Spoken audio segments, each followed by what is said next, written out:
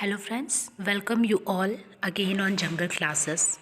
So इसके previous videos में आपने देखा होगा हमने एनिमल डिजीज़ को डिस्कस किया है और अब जो सीरीज़ हम स्टार्ट कर रहे हैं इसमें हम जो ह्यूमंस में होने वाले bacterial disease, viral disease, vitamin की डिफिशियंसी से जो डिजीज़ होते हैं, हेलिमेंथिक डिजीज़, इन सब के बारे में चर्चा करेंगे एक एक करके, क्योंकि आपने देखा होगा कि जो प्रीलिम्स का एग्ज़ाम होता है उसमें ऑब्जेक्टिव क्वेश्चन हर बार आते हैं। जैसे इसी बार पूछा गया था कि फूड पॉइजनिंग एक इन्फेक्शन है कि इंटॉक्सिकेशन है। सो उसको हम एक एक करके सारी डिजीज़ को डिस्कस करेंगे और आपको उसके बारे में बताएंगे। सो अगर आप चैनल पे नए हैं तो प्लीज़ चैनल को सब्सक्राइब करें, वीडियो को लाइक करें, ज़्यादा से ज़्यादा लोगों के बीच में शेयर करें जिससे वो इसका बेनिफिट ले सकें। सो वीडियो को स्टार्ट करते हैं। सो फ्रेंड्स, डिज़ीज़ के बारे में जानने से पहले, बैक्टीरियल डिजीज़, वायरल डिजीज़, इनके बारे में जानने से पहले ये बहुत ज़रूरी है कि हम ये जानें कि एक्चुअली में डिज़ीज़ टर्म की क्या मीनिंग है। डिज़ीज़ टर्म जो है इसकी एक्चुअल मीनिंग क्या है और इससे रिलेटेड जो टर्मिनोलॉजीज़ हैं उसको समझें, क्योंकि कई बार क्या होता है, क्वेश्चन बहुत आसान होता है, क्वेश्चन का आंसर हमारे सामने होता है, लेकिन हमें प्रॉपर टर्मिनोलॉजी नहीं पता रहती है, इस वजह से हमारा क्वेश्चन जो है वो सही नहीं हो पाता है। तो आइए जानते हैं। सो डिज़ीज़ क्या है? डिज़ीज़ पहले तो दो शब्दों से मिलके बना हुआ है, डिस एंड ईज़।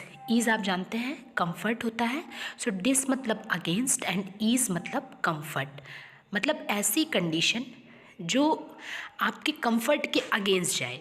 ओके, अब आइए डेफिनेशन देखते हैं। Any condition which interferes with the normal functioning of the body and impairs the health, मतलब ऐसी कंडीशन जो आपके बॉडी की जो नॉर्मल फंक्शनिंग है उसको डिस्टर्ब करे, उसको इंटरफेयर करे, उसको क्या कहते हैं? डिजीज़ कहते हैं। ठीक है, मतलब आपकी बॉडी की जो प्रॉपर फंक्शनिंग है उसमें डिस्टर्बेंस आए। ठीक है, और वो क्या हो सकती है? वो स्ट्रक्चरल वो स्ट्रक्चरल हो सकती है, वो फंक्शनल डिस्टर्बेंस हो सकता है ना। मतलब आपकी बॉडी में कोई मॉर्फोलॉजिकल प्रॉब्लम हो जाए, कोई फिजियोलॉजिकल प्रॉब्लम, या फिर आप साइकिक रूप से मेंटली ना हो, हेल्दी हो, उसमें डिस्टर्बेंस, आप साइकोलॉजिकली डिस्टर्ब हो। जब आपकी बॉडी में किसी भी तरीके से, वेदर इट इज़ मॉर्फोलॉजिकली मतलब structurally, whether it is physiologically मतलब फंक्शनली, और साइकोलॉजिकली जब आपकी बॉडी डिस्टर्ब होती है तो वो कंडीशन क्या कहलाती है? डिजीज़ कंडीशन कहलाती है। ओके, अब बात करते हैं टाइप्स ऑफ डिज़ीज़ की।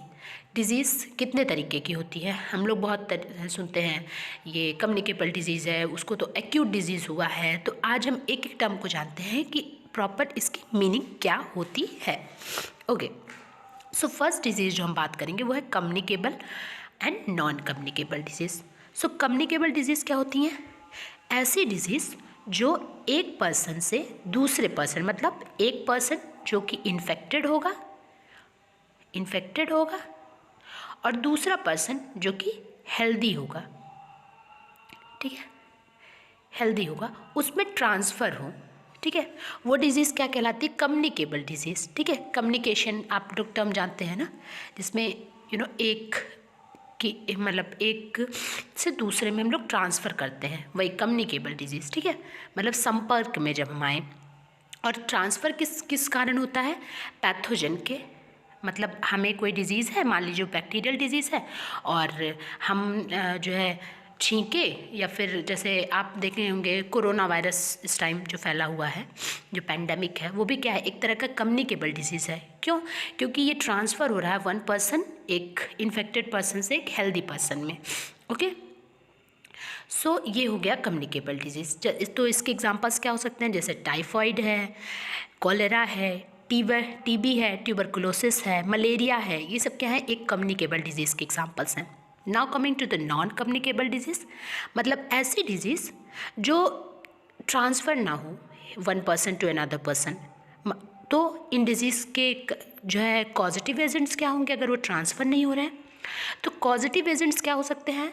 हार्मोनल डिसबैलेंस हो सकता है आपकी बॉडी में, आप में डाइट की डिफिशियंसी हो सकती है, या फिर कोई जेनेटिक कॉज हो जिसकी वजह से आपको वो डिज़ीज़ हुई हो। और इसके एग्जांपल्स क्या हो सकते हैं, जैसे डायबिटीज़, जैसे ग्वाटर, जैसे कैंसर, जैसे एलर्जी, ये सब डिजीज़ आप ट्रांसफ़र नहीं हो सकती, ठीक है। क्यों? क्योंकि इसके जो पॉजिटिव एजेंट्स हैं वो अलग हैं। ओके, अब सेकेंड डिजीज़ हम डिस्कस करते हैं, that is congenital and acquired disease. So congenital disease and acquired disease, जैसे टर्मिनोलॉजीज़ है वैसे उसकी मीनिंग है।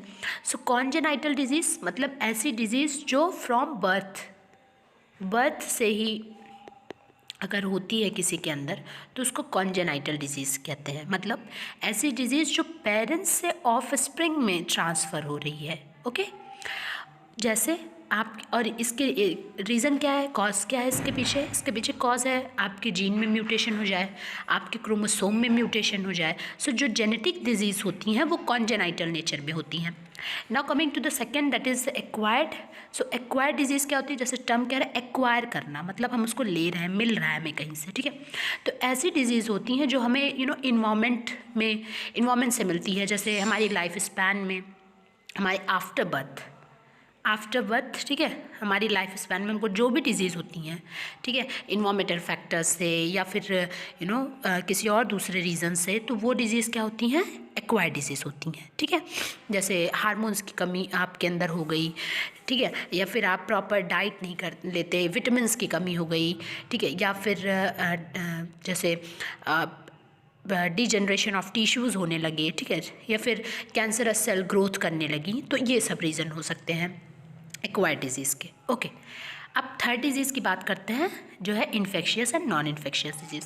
सो infectious and non infectious disease more or less as communicable and non communicable disease. So infectious disease क्या है, जब किसी pathogen की हमारी बॉडी में सक्सेसफुली एंट्री हो जाती है, मतलब कोई माइक्रो ऑर्गेनिज्म, जैसे whether it is bacteria, whether it is virus, कोई भी, तो उसके थ्रू जो हमें डिजीज़ होती है वो इन्फेक्शियस डिजीज़ है। और जो डिजीज़ माइक्रोब्स के थ्रू नहीं होती है, ठीक है, जेनेटिक कॉज, डाइट डिफिशियंसी, जैसे मैं और सब में बता चुकी हूँ, वो क्या होती हैं, नॉन इन्फेक्शियस डिजीज़ होती हैं। सो इन्फेक्शियस डिजीज़ जो होती हैं वो क्या होती है, कम्युनिकेबल होती है नेचर में, और जो नॉन इन्फेक्शियस डिजीज़ होती हैं वो क्या होती है, नॉन कम्युनिकेबल डिजीज़ होती हैं, NCD जिनको कहते हैं, ठीक है। ओके, अब बात करते हैं acute disease and chronic disease की। सो एक्यूट डिजीज़ क्या होती है, ऐसी डिजीज़ जो बहुत रैपिडली हों, बहुत जल्दी हों, लेकिन बहुत थोड़े टाइम के लिए, शॉर्ट पीरियड के लिए हों, वो एक्यूट डिजीज़ होती हैं। जैसे कॉमन कोल्ड, मुझे भी हुआ है फ़िलहाल। सो कॉमन कोल्ड क्या है, ये एक एक्यूट डिजीज़ है, ये आपको बहुत जल्दी से होगा, एंड अगर आप अपना प्रॉपर केयर करते हैं तो वो ठीक भी हो जाता है। हाँ, लेकिन अब बात करते हैं क्रॉनिक डिजीज़ की। सो क्रॉनिक डिजीज़ क्या होती हैं, ये लॉन्ग टाइम के लिए होती हैं और ये डेंजरस डिजीज़ की कैटेगरीज में आती हैं, ठीक है।